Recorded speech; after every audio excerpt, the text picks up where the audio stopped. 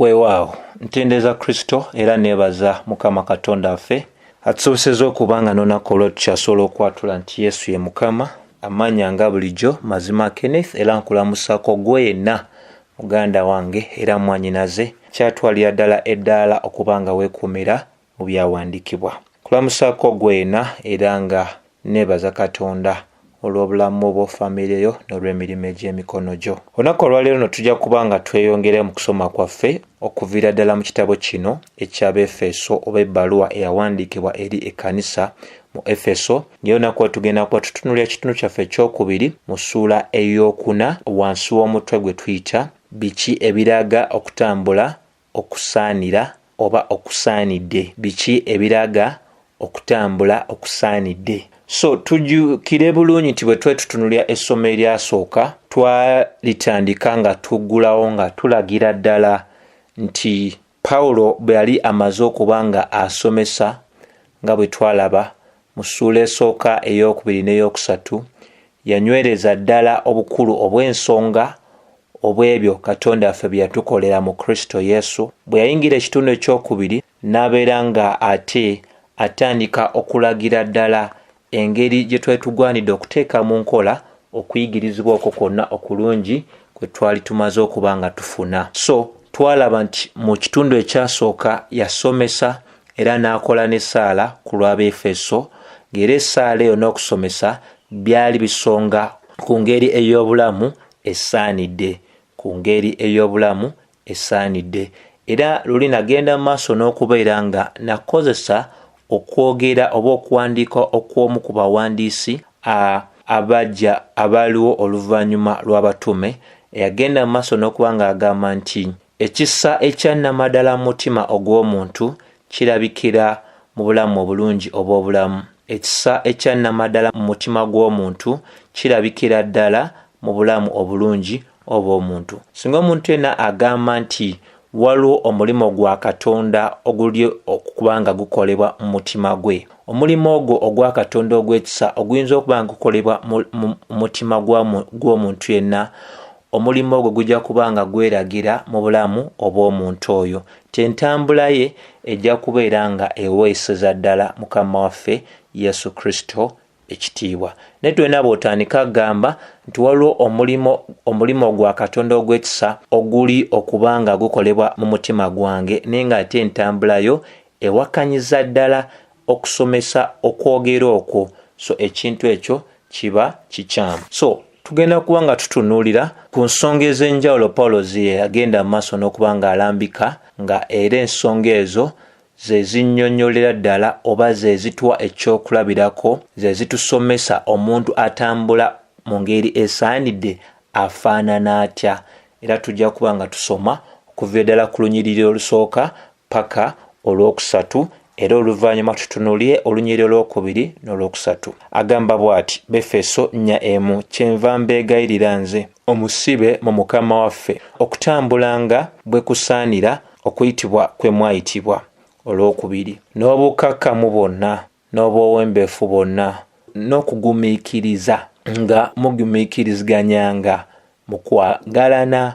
Olwokusatu, munyiikirenga okwekuuma obumu bw'omwoyo mu kusibibwa n'emirembe. Mu kusibibwa n'emirembe. Ensonga ezo ze njagala nno tubeere nga tutunuulira. Tutunuulira ku nsonga esookera ddala ey'obukakkamu, ensonga ey'okubiri obw'obwombeefu, ensonga ey'okusatu okugumiikiriza, ensonga ey'okuna okugumiikiriziganyanga n'okwagala, ate ey'okutaano n'okunyiikiranga okwekuuma obumu obw'omwoyo mu kusibibwa n'emirembe. So ewasookera ddala okuba nga wakkulu wa kubeera nga tunywereza ddala n'okusomesa y'ensonga eno ey'obukakkamu bwonna. Ki Bayibuli kyebeetegeeza bw'eyogera ku bukakkamu bwonna? Bwe twogera ku bukakkamu bwonna tutegeeza obukakkamu obw'endowooza, era obukakkamu buno obw'endowooza bwawukana n'embeera ey'amalala, embeera ey'okwepanka. Abantu abasinga obulamu bwabwe luli nga tebannalokoka bunnyonnyolwa amalala n'okwepanka. Naye mu kkanisa ya Kristo amalala n'okwepanka tebyetaagibwamu. Ensonga lwaki Pawulo alaga nti abantu abatambula mu ngeri esaanidde oba esaanira beebo abatambulira mu bukakkamu bonna. Abatambulira mu bukakkamu bonna.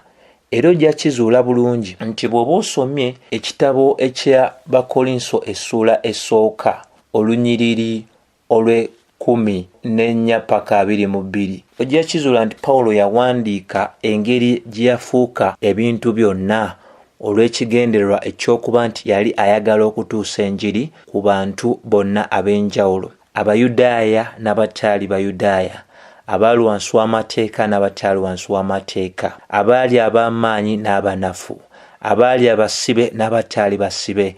Yagamba nti yafuuka ebintu byonna olw'ekigendererwa eky'okuba nti yali ayagala abatuuseeko amawulire amalungi. Naffe nno bwe gutyo bwe guli mukwano awuliriza.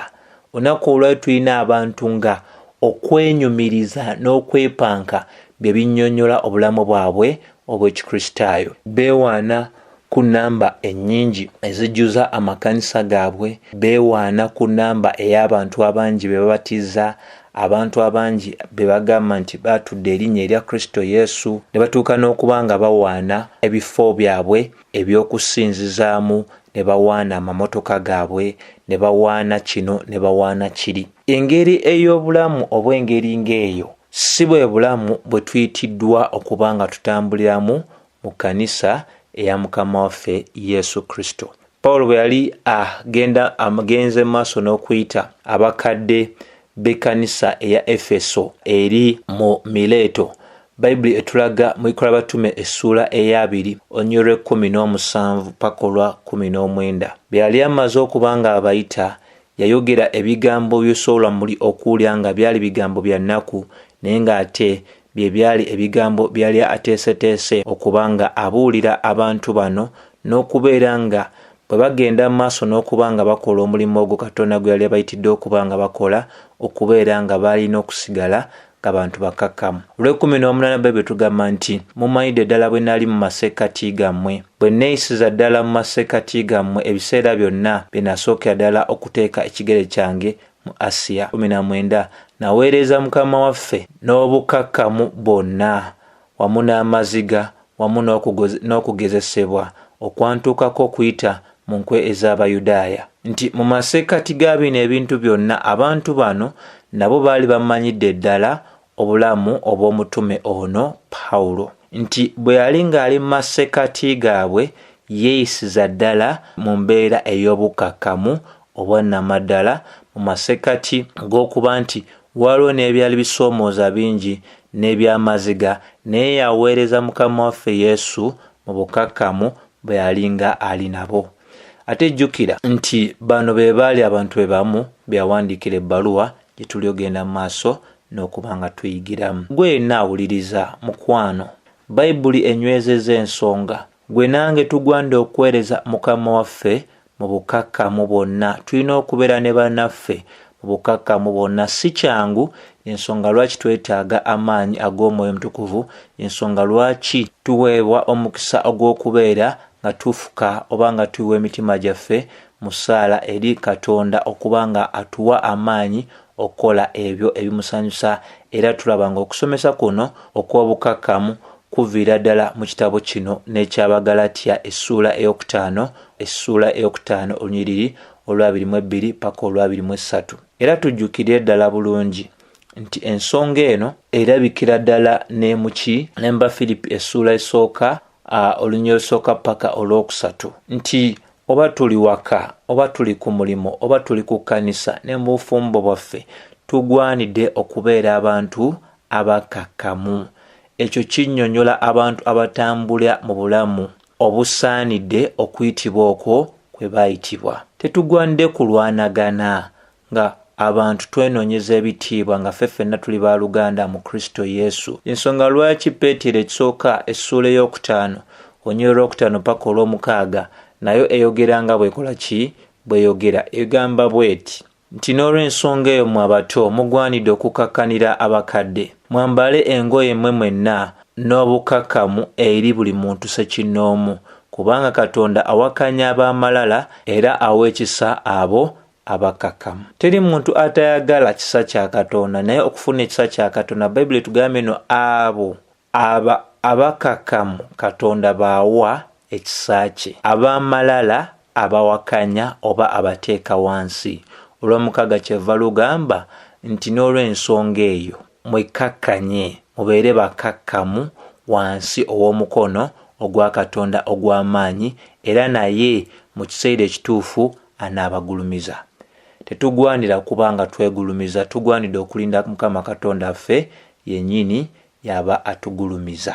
Bikulu nnyo bya kutegeera nga tuli ne bannaffe mu kanisa ya Mukama waffe Yesu Kristo gye yafiirira, okubeera nga tubeera ab'endowooza enkakkamu, abatatandikiriza ntalo, abasobola okubeera na buli muntu yenna, ate ne tubeera nga tetuli mu mbeera ya kwepanka oba mu mbeera ey'okwegulumiza. Ensonga ey'okubiri Bayibuli gyesonzeeko wano mu Befeso essula y'okuna y'ensonga ey'obuwombeefu. Obuwombeefu nti obuwombeefu nabwo bunnyonnyolera ddala omuntu oba abantu abo abatambulira obulamu obugwanidde oba obusaanidde okuyitibwa kwabwe. Engeri gye tusobola okwolesaamu obulamu obusaanidde oba obusonga ku kuyitibwa kwaffe okw'ekitiibwa kwe kubeera nga tubeera abantu abaki abawombeefu. Obuwombeefu wano kitegeeza okubeera nga tetulina ndowooza ya kwegulumiza, oba mu bufunze ffe okubeera nga tulina obusobozi naye ng'obusobozi obwo buli bufugibwa nga buli bufugiddwa bulungi. Waliwo abantu abamanyi ebintu eby'enjawulo nga ne ku ssomero twabayitanga ba ainomo. Abantu be twayitanga ba ainomo be bantu abayinza okuba nga kituufu baali bamanyi naye nga okumanya kwabwe kwali tekufugibwa bulungi mu mbeera ey'okubeera nti bagendanga mu maaso n'okuba nga balabisa okumanya kwabwe mu mbeera etaali ya buwombeefu, buli kimu nga baagala okulaga nti be bakimanyi, tebafaayo ku bantu abalala, beeyita ba mazzi mawanvu, beeyita ba big size, abalala beeyita ba kirasi nnene. N'ekikulu nnyo okuba nga tutegeera nti engeri ey'okuwandiika etuyamba okutegeera obukulu obw'ensonga. Omuwandiisi engeri gye yasengekamu ensonga zino ze yawandiika etuyambira ddala okutegeera nti omuntu atali mukakkamu kizibu omuntu oyo okumusuubira okubeera nga muwombeefu, nti ayina obukakkamu asobola ate okubeera omuwombeefu, naye ateena bukakkamu kizibu nnyo omusuubira okubeera nga ayina obuwombeefu. Kizibu nnyo nyini ddala. Ensonga lwaki bw'oba osomye Matayo essula ey'okutaano olunyiriri olwokutaano lugamba nti balina omukisa abateefu kubanga abo basikira ensi. Baani abatalina mukisa? Abo abatali baki bateefu, abo abatali baki bewombeefu, abo ab'amalala, abo abeepanka, abo abeesudiya, abo abeegulumiza tebalina mukisa. Mu maaso ga Mukama waffe Yesu Kristo abalina omukisa beebo abateefu.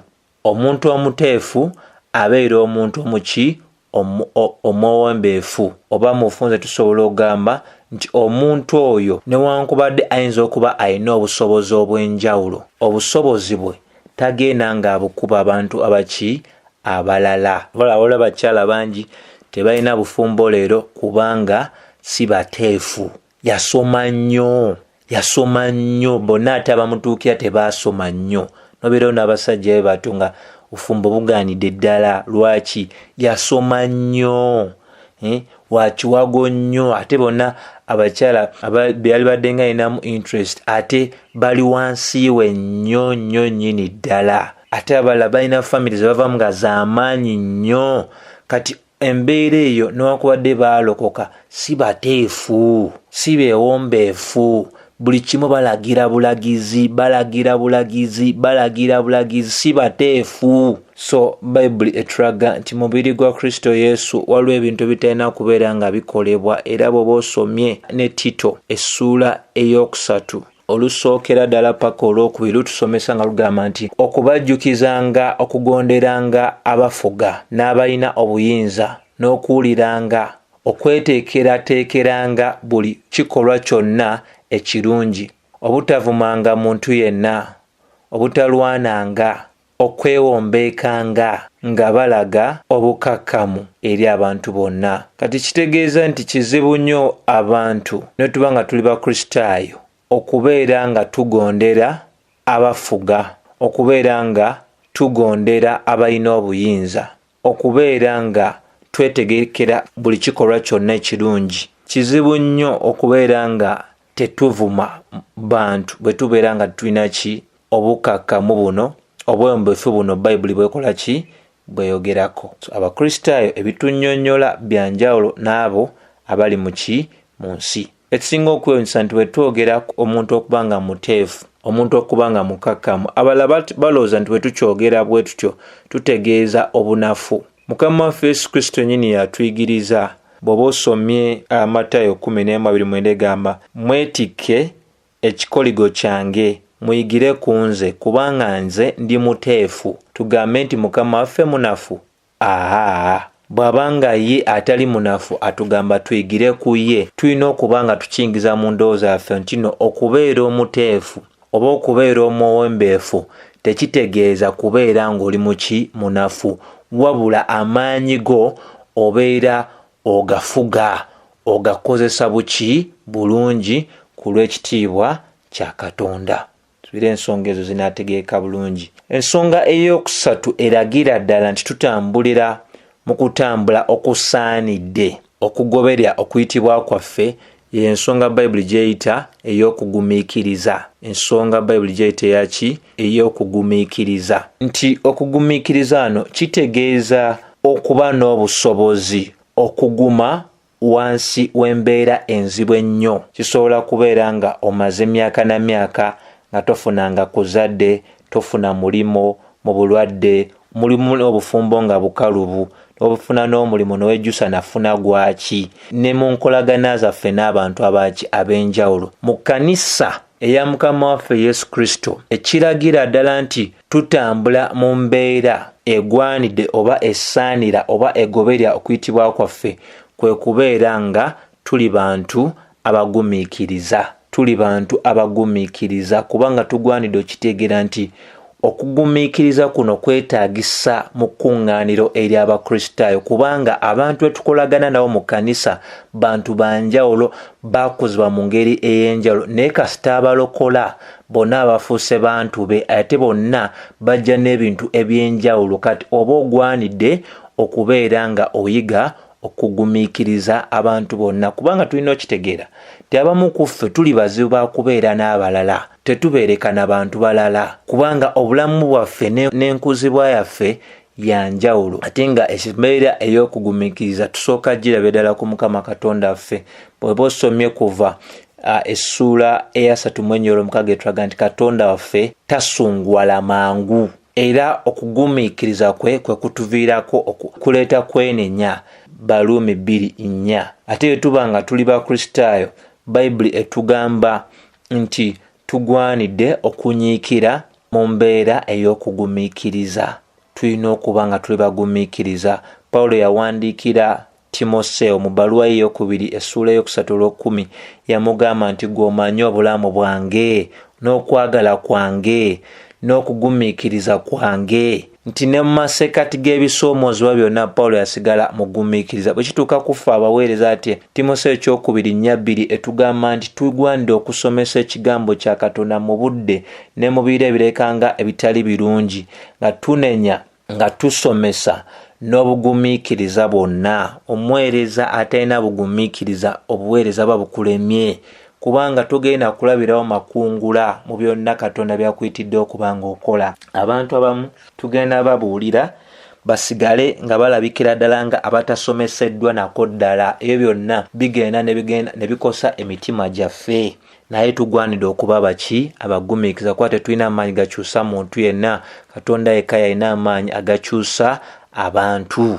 Obugumiikiriza Bayibuli ebitugamba nti bukulu nnyo nnyini ddala tetuganye kubeera nga twatula obanga abantu tubaddamu mu ngeri ey'okwonoona. Tugwanidde okuba abagumiikiriza. tugwanidde okubeera nga tubeera abagumiikiriza, kugumiikiriza abaami baffe, bakyala baffe, abaana baffe, bakama baffe ku mirimu egyo gye tukolera, balirwana baffe, n'ebirime byennyini bye tukola bye tusimba tubigumiikiriza paka ne bituuka ku mutendera ogw'amakungula. So toyina bw'osobola agamba nti ogoberera mukama waffe Yesu Kristo naye ng'ogamba nti nze ensonga y'okugumiikiriza sigyagala, ojja kumaliza ogudde mu bafere, ojja kumaliza ng'olwanagana ne bannoobo nga gwe buli wamu totereerawo anti buli muntu yenna akunyiiza. Kiba kizibu eky'okubeera mu kkanisa. So ffe ffenna abagamba nti tukoowoola erinnya erya mukama waffe Yesu Kristo, obulamu bwaffe bulina okubeera nga bunnyonnyolebwa kye tuyita okugumiikiriza. Ensonga ey'okuna nayo ennyonnyola okutambula oba obulamu obusaanira okuyitibwa kwaffe, ensonga Bayibuli gyeyita okuzibiikiriziganyanga mu kwagalana. Ensonga eyo nayo nkulu ya kufiibwako, naye kijjukire teri atali mukkakkamu, teri atalina buwombeefu oba omuteefu, teri atalina bugumiikiriza asobola okuzibiikiriziganya abantu abalala. Bino bitambulira wamu ssebo ne nnyabo awuliriza, bitambulira wamu nti ffe ffenna tuli banjawulo n'enkola yaffe ya njawulo. Abakyala abamu bafumba nga tebannaba kwoza, abalala ne booza nga tebannaba kufumba. Abantu ffe ffenna era nga bwe tukuŋŋaana tulina ebintu eby'enjawulo ebitunnyonnyola ne bye twagala mu bulamu bwaffe obwa bulijjo.